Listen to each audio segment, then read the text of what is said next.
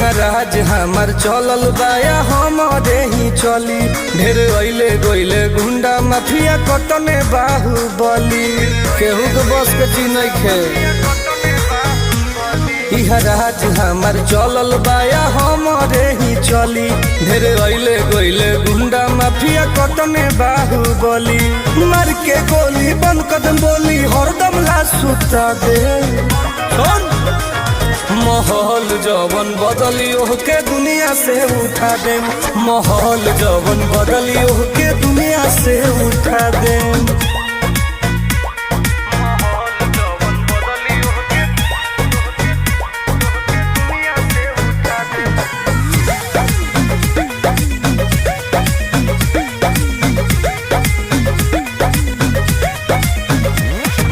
police प्रशासन सरकार